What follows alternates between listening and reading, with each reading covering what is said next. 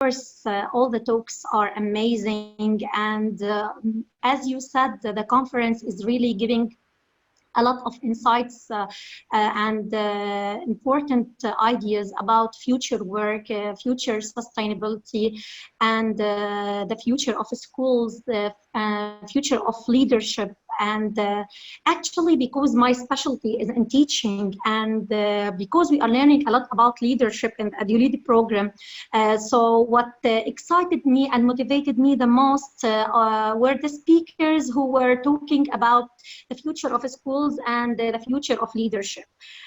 So I tried to concentrate more with those and to read more about them in order to understand really what will happen later on. Because what I noticed is that when you finish every interview, you ask them about their insights or what do they think will happen within that coming 12 months.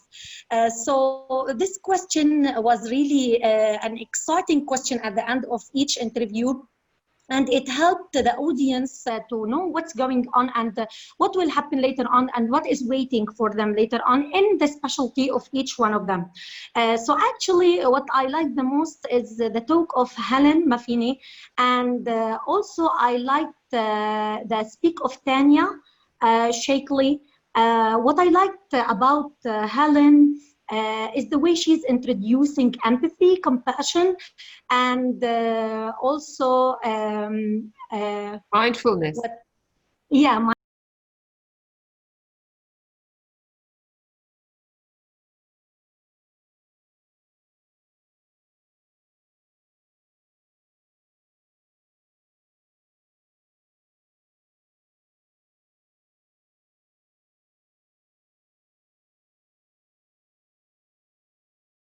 Mindfulness and the way she connected them with each other, and she said that these three they can't be separated from each other and they are inseparable. And also what enjoyed the most is that she said there are different strategies that you can teach mindfulness to children as well as to old people. And she said that also old people, even when they are 90 years old, they can also learn about mindfulness. And I like the strategies that she talked about when she talked about the bowl, or when she talked about the hot chocolate, and when she talked and these strategies, how they help students or youngsters to manage their breathing in order to help them for their nervous system, in order to stay maybe quiet or to regulate their stress, and which is something very important for their thinking later on, as we explored in module 4. Also, what I liked about Tanya is her insight about special education.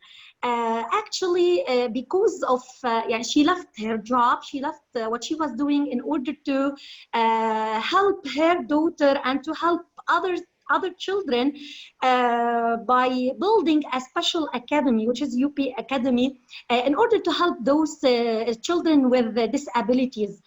She continued reading and she continued learning about those disabilities and the neuroscience and what's happening and the development within this type of science in order to help her child, in order to help the other children. And what I like the most is what she did with the curriculum. She took the same curriculum, the same core standards, and she put them and she resized them, readapted them in such a way that she can give them the same standards or the same concepts that other children are taking in other schools, but she is trying to give them in different strategies so that all types or children with different disabilities can just get these concepts in different ways and in different strategies, and they will not think that they are less than others. They are just like others. They can learn and they can go to the university and they can just do whatever they can do.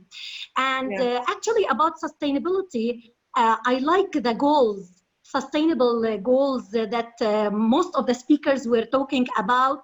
And I like the way they are defending those goals in order to arrive to a place where they can defend the earth and they can defend the environment, they can defend maybe they can do many things for the environment and for everything around us, for the oceans, for the air, for the carbon, for yes, yeah, it was really amazing. Let me hear from the rest, and we'll come back to you. I want to say one thing regarding ad space. I'm still facing some difficulties. I already, yes, posted a video, but when I go there, I go to the Inspired 2020 channel, and I see many tiles to click on. So I got confused. Where do I have to go? I feel like 8 posts and Q&A schools, Inspired chat, Inspired general, 18 videos. Yeah. So there's a video actually that I've uploaded and that Michael has also posted. So now I've connected to Headspace. What do I do now? So the whole idea is that we have these different channels, right? The one is just for general conversation. One is for networking. So if you have an idea and you want to partner up with somebody, or you want to say, this is who I am, this is what I do, this is my ideas, that's the networking channel. And then we have one Q&A for every day. So if you want to ask any of the presenters a question about money or the work or school or skill, you go on that day and you ask that question. And then the last 4 channels are the sort of broader connective channels that discuss inclusivity and diversity, inclusion and diversity, or if you want to talk about leadership, or if you want to talk about technology, or if you want to talk about, what's the last one? Empathy. Maybe there's too many channels. Maybe that's part of the problem, but we wanted to make sure that you don't have to, if you don't want to talk about money, but you want to talk about school, that it doesn't all get mixed up, and then it becomes very hard to actually find the right persons and connect with the right people. So yeah, then it is a solution, not a problem. It is very organized. Now I know. Yeah. So but thank you. Yeah, thank you for going there, and thank you for exploring. And I hope that, as I said, that this will continue as people, because it's a lot of information, that we're getting with all these sessions. And that's why we said, let's make it available for a whole year. We are going to have all kinds of small little sessions following the conference, examining some of the different topics, and, have discussion sessions about some of these sessions as well. Badoa, so far, what has stood out for you? What have you enjoyed most, or what did you feel that added good learning for you? I'm still at the very beginning. I'm rerunning the videos again and over again. I find some speakers were very fast, so I had to repeat them, just to understand what the point they are talking about. I'm still in Nadim's session. Yeah. I'm enjoying it so much until now. And the one before was something related to universities. Yes. And you can see if you click on the video, you can also open the transcript. So that can also help, with if you have the written text, that also helps to support you. Is it available? Yes, you just click on you can just open the captions on the video at the bottom. Yeah. Great. It will help so much. Yeah. So that helps. Thank you. What about you, Majda? Hi, actually, I'm really enjoying it, and I'm processing slowly like Doha, especially because there is a difference in time also. I think it's here it's for AM when the conference starts there. So, what caught my attention is the role of women in the new digital age.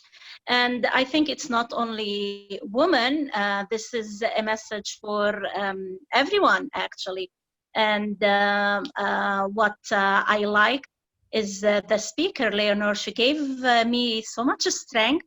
She transmits the strength, the way she speaks, her life experiences, how she reached where she is now. It all affected me, actually, the biases, gender biases, and the responsibility that we should have concerning technology, especially that everything is being transformed into technology. Our daily routines, every activity that we do in life now is related to technology. Communication, she focused on communication, on creativity, and critical thinking for the new digital age. And here I just stopped to reflect, are we slaves of technology? And I think, yes, we are slaves of technology, even if we aren't aware of that, because we are being taken by that. So it's something that we should stop, reflect, and how I'm going to organize my life. I don't want to be taken fully, and I want to keep myself updated. So there should be a balance here that we need to think about it. So I really like this session. That's great, and I think what one message that I particularly liked about Leonore is the fact that she's saying, when you think about bias and you think about the glass ceiling, that actually it's also your responsibility to do something. You're not a helpless victim, right? You should also expect to be respected, and you should do something from your side as well. And that's a sort of a message that Kamal Hoti also has. She's great, and she also talks about the struggles that she had as an Asian woman in the UK and a woman in a man's world, and dealing with all these and the awareness, the importance of inclusivity and diversity, because we sometimes always tend to have the same kind of people with the same kind of thinking and the same kind of background and same religion, same country, same profession, and then we lose that wider insight in the world. So we have to be more intentional about being inclusive, and I think that is a very, very strong message. So but I'm glad that you like that. What about you, Mohammed? I am really inspired by this conference. That's every why day, we chose the name, right? yes. Every day I gain more experience, more skills, more ideas. Each speaker is really I don't know how to say it, but it's really good. But as Mrs. Duha said, I repeat each video many times, and suddenly I found that I can decrease the speed of the video. So I decrease the speed of each video about 0.5 to hear each speaker well, and get more engaged. That's a good tip. That's a good tip. Have you tried looking at the transcripts of the video, the subtitles? Yes. Ulantunji, I don't know if you have managed to see her session, but she's a 17-year-old girl, and she talks a lot about, making your own access, finding your own voice, and what you can do, and at school already to make a difference in the world. And I think you're absolutely right. It shouldn't just wait for university. I mean, schools should start instilling this sense of meaning and purpose, and help children think about that, because I think if you have a bigger purpose than just you as a person, you're working for a cause, you're working for something that's bigger than you will learn better because you'll be more motivated, right? Yes, that's why I asked him, because as I remember in my university, I didn't learn any skill, not even about technology, not creativity, not related to my job as a teacher. I think that was also a point that he was making, was that if the universities don't change, and as QS, that's the organization that actually ranks the universities and tells students which are good universities to go to. If universities don't adapt to these new standards, they might find that they are going to just slip down the ladder and will not get the ranking that they should if they don't change. So What would you say is, if we think about this whole concept of resilience, being strong and overcoming stress and overcoming difficult times, how would you say the conference has lessons for the Lebanese people who are really in such a terrible situation at the moment? Okay, of course, this is of great importance, especially for what we are struggling here now. It's not only stress, يعني, you know, all the situation, the economical, the social, the political, everything is causing stress, and even maybe more than stress. So I guess that all the ideas that are mentioned from different speakers, from those who were concentrating on work or on the future of schools or on the future of leadership. They were all, as you said, talking about resilience. They were talking about empathy. They were talking about integrating technology, because the coming era is going to be in need more for technology. They were talking about even leadership. Yeah, I was surprised by the ideas of Ravi, I guess, Mr. Ravi, who was saying that sometimes it has to be aggressiveness, sometimes it has to be assertiveness. I guess, yeah, all of these ideas that were mentioned in the conference, most of them are really very, very beneficial for people who are really struggling and really maybe experiencing stress in their daily lives. And this will help a lot, yes. This will help a lot. I thought the ideas of Helen Mafini when she said that we think about children in the classroom and we say we must teach our children emotional intelligence and mindfulness and all of that, but we as adults should do it first. She caught my attention when she said that children and the teachers are learning together how to do this in the classroom. She said that we can just create some corners for children where they can practice those strategies in the classroom. And she also mentioned that when the teachers started doing those strategies with the students, the teachers were also experiencing and learning more about those strategies as well as the students. So both the teachers and the students were learning together about those strategies, which is something really very, very nice. Is the focus also on supporting you, or is the focus mostly on the children? It seems you know the answer, Elmari. Children. Here in Lebanon, come on, we still need a lot. There should be given more attention to teachers, actually. They are struggling.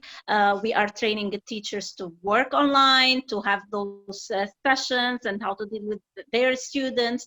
And they are really struggling. They are feeling stressed because we pre-assume that they have to be ready to the online sessions and to the remote learning, and they are not ready and they need a lot of help. They are like students, so they are in a state of stress and frustration. If they don't know how to use the application, they just feel overwhelmed. So I think there should be more workshops addressing the well-being of teachers, because if the teacher is in a good state, her students, she will transmit that to her students. Go ahead. Okay. So I think that now we had new ideas. We had a better perspective of the future, the work, the skills. So what is important for us now to highlight the skills or the ideas that we want to work on and try to read more about and research more, so that we have something with it, keep connected at space or with others participants from in this conference, so we keep encouraging each other and we get more ideas from each other. Yes, and I hope more people connect with its space so that we can have a deeper and a broader conversation. But don't forget, you can also post on the Facebook page, and you can also share this on your own page, and your ideas, and you can tag people on LinkedIn. Just put the @ sign, and then just @ and then write their names, and you will be able to tag them and use the hashtag Inspired Conference 2020 so that you can also connect with others. Thank you so much for giving us this time and for going the extra mile and for participating in the conference. And I'm looking forward to hearing more about your experiences and seeing more, see that you responded to any of the Mentimeter links, the Mentimeter polls and word clouds and things that we've posted under the different speakers. Yeah, I did. Oh, thank you, Doha. Please, I want to encourage you to do that. We try to put something under each of the speakers, whether it's a word cloud or a poll or even just an open Q&A. So please do. And it's not complicated at all. It's very easy to be accessed. Very easy. Just click on the link and it opens. And thank you so much for everybody's help. Okay, so let's say goodbye, and thank you very much for spending time here. We're going to have another networking session tomorrow. I hope we have more people that dial in and participate in the conversation.